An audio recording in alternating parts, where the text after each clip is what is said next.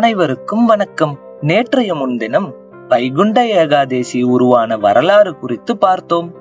நேற்று சொர்க்கவாசல் திறப்பது ஏன், அது எதனால் வைணவ ஆலயங்களில் சிறப்பானது என்பதை குறித்து பார்த்தோம். நேற்று சொன்னார் போல் ராப்பத்து பகல் 10 அப்படி என்றால் என்ன? இந்த சொர்க்கவாசல் திறப்பதற்கு முன் 10 நாட்கள், பின் 10 நாட்கள் வைகுண்ட ஏகாதேசி திருவிழா பெருமாள் ஆலயங்களில் மொத்தம் 20 நாட்கள் சிறப்பாக நடைபெறும். இதில் முதல் 10 நாட்கள் பகல் 10, அடுத்த 10 நாட்கள் ராப்பத்து என்று அழைக்கப்படுகின்றன. இவற்றுள் ராப்பத்து யாரால் எப்படி தொடங்கப்பட்டது என்று வாருங்கள் பார்க்கலாம்.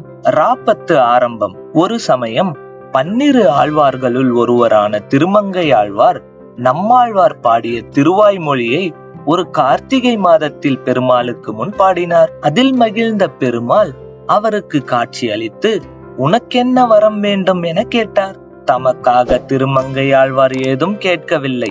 தாம் பாடிய பாசுரங்களையும் அவர் கேட்க சொல்லவில்லை. அவர் கேட்டது என்ன தெரியுமா? வைகுண்ட ஏகாதேசி விழாவில் தமிழ் மொழியில் நம்மாழ்வார் அருளிய திருவாய்மொழியை கேட்டு மகிழ வேண்டும் என்று மட்டுமே வேண்டினார். பெருமாளும் திருமங்கை ஆழ்வாரின் வேண்டுகோளுக்கிணங்க வைகுண்ட ஏகாதேசி நாளிலிருந்து 10 நாட்கள் நம்மாழ்வார் பாடிய 1000 பாசுரங்களையும் ஒரு நாளைக்கு 100 என்கிற வீதம் 10 நாளைக்கும் 1000 பாசுரங்களை கேட்டருளினார். இதுவே ராப்பத்து விழாவாகும். நாதமுனிகளின் பக்தி பற்றி தெரியுமா?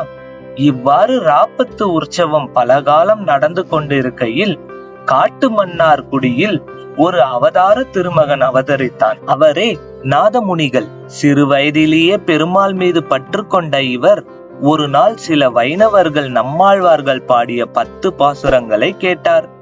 மீதமுள்ள பாசுரங்களை கேட்கும் ஆர்வத்தில் பல முயற்சிகளை கையெடுத்தார். அப்பொழுது நம்மாழ்வாரின் சீடர் பராங்கு சதாசனிடம் சென்று மீதமுள்ள பாசுரங்களை கேட்டான். ஆனால் அவனோ எல்லாம் மகான் நம்மாழ்வாருக்கு தானே தெரியும் என்றார். ஆனால் நம்மாழ்வார் ஏற்கனவே மோட்சம் அடைந்து விட்டார்.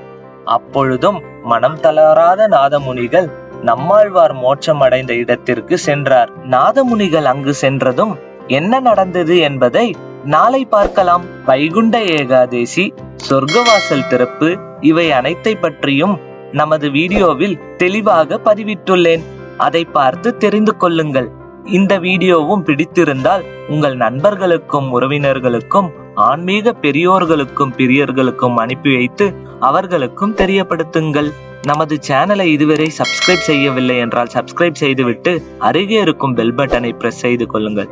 இது போன்ற ஆன்மீக தகவல்கள் மற்றும் சிறப்பு தகவல்கள் உங்களை வந்து சேரும். நன்றி, வணக்கம்.